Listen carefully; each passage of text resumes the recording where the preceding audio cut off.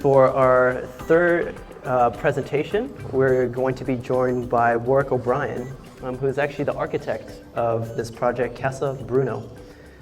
Warwick has practiced exclusively as a sustainable residential architect since 1995, so he's part of the trendsetters here in South Australia. He has two house projects that have received our AIA award for sustainability. And not only is he a highly experienced sustainable architect, but he's also helped train others as part of the Green Loans Federal Government Initiative. So, not surprisingly, Warwick's projects have participated in numerous sustainable house days in the past, and we're very much looking forward to this particular project that he'll be sharing with us today. Welcome, Warwick. What a lovely project that last one was, and what energy. This house is the other end of the scale. My clients are a beautiful Italian couple, and they have 3 children and 30 immediate family. So being Italians, they entertain, and they're always having family occasions. And so this house isn't small. The wife's father is one of the Aloisis of soccer fame, and they run a joinery company, so all the joinery in the house was their own joinery. So 30 Milton Avenue Tranmere, so it's a typical suburban allotment. There was a house on the block which they have demolished, and they loved the area so much they just wanted to go back to the same place. So family of 5 plus 30, Campbelltown Council.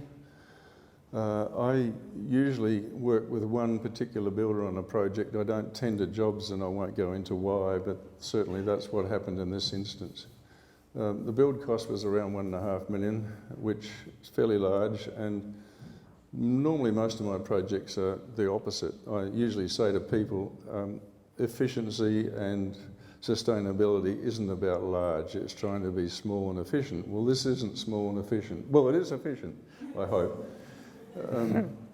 Engineers was Zephyrus, and the building development solutions. That's the plan of the house. The north is to the left, and the edge of the drawing is the road. So you come into a pathway which has been beautifully landscaped. Reno, the owner, is absolutely passionate about gardening. We are looking at the right-hand side where the trees are shown, there's a rear garden, and that will be developed as an organic garden, and will be espaliering fruit trees. So there's a bit of a beginnings of a permaculture plan there. The courtyard is interesting in that it has a curved wall to the left which shelters the view to the street, so it's very much a protected and usable courtyard. Can I move over here and point, because I'm a Luddite as far as technical things are concerned. So we come in an entry here, that was meant to be, that structure is the orange one on the first page, and that was meant to be rammed earth, but we ran out of money. So it ended up being concrete block, which was a bit of a problem because then you've got that thermal mass that's probably going to enter into the house. But the roof pitch upwards this way and upwards that way, so there isn't a lot exposed to that entry lobby. and it's insulated on the inside anyway. But as you come into the entry, you've got a single width room, which is giving you good cross ventilation and views both into a large courtyard and also into that private court. Off that, the dining room. Reno, again, the father is a chef, so it's not a small kitchen. So we've got 3 islands basically, or 2 islands and a RAIA area with fridge and ovens. And then in here is part of their wonderful joinery, which is their pantry. He doesn't like to call it a butler's pantry, it's a pantry. So we've got separation of living from sleeping, and the link on the west side is the family room. There is a house on the western boundary, which means there's virtually no direct sun hitting that western side, which has small windows along for ventilation only. But the focus of the house is really towards the courtyard where they do all of their entertaining.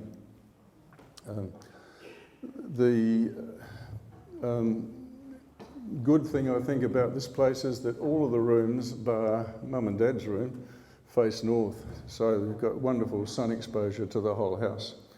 In the courtyard, we've developed a sunscreen that covers that whole area, so even the easterly sun in summer isn't hitting a large window that faces into the courtyard. That's a section from north on the left to south. So here's the courtyard. We've got large overhangs to the north, which means that no sun hits the inside polished concrete floors in summer, but we get wonderful exposure right through winter to the back face of the living area.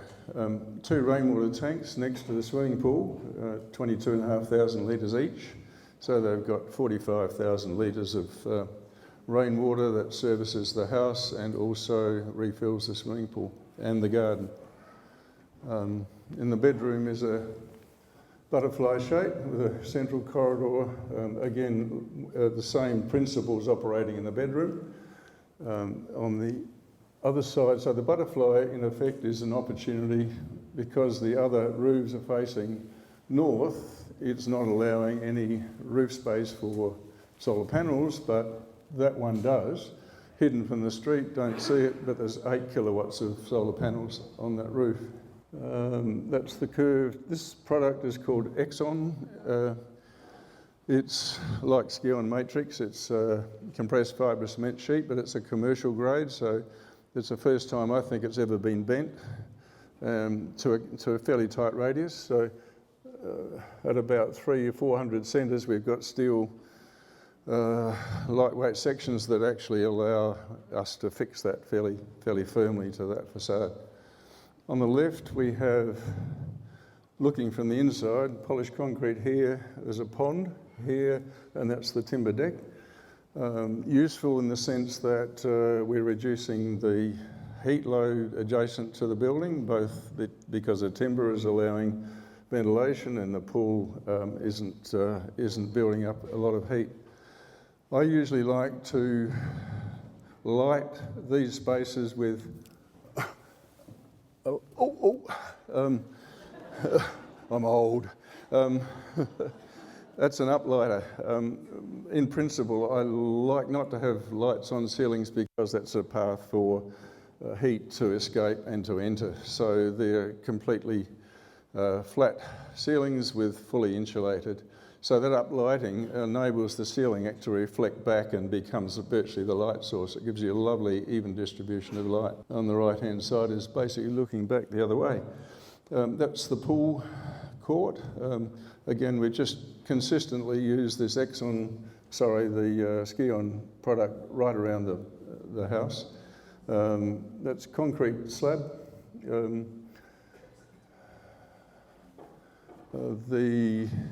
All the windows are timber, obviously. Got little louver windows here. The upper level windows, again, I always like to hinge at the bottom and open outwards. And with the rake ceiling, that allows the heat to rise to the highest point and then leave the building at the highest point. So it becomes the most efficient convection method. The wall construction is reverse brick veneer, so on the inside a plastered wall with a cavity, 120 mil of timber frame, which is then bat insulated filled R4, thermal brain on the face of the stud, so that wraps the whole building, so it seals the building, both in the walls and on the ceiling, so that the whole house is virtually a sealed envelope. On the outside then is the steel fairing, which then you fix the ski onto. Other materials, polished concrete throughout on the floors, plasterboard ceilings everywhere else. What we're looking at there is a bit of their joinery outdoor kitchens. You have to have one of those, don't you, when you've got a joinery place. That looks into the family room where the kids use in winter and then they come out here in summer. These wires are the wires that contain the extendable sunshade, which is pretty effective. That's probably it, folks.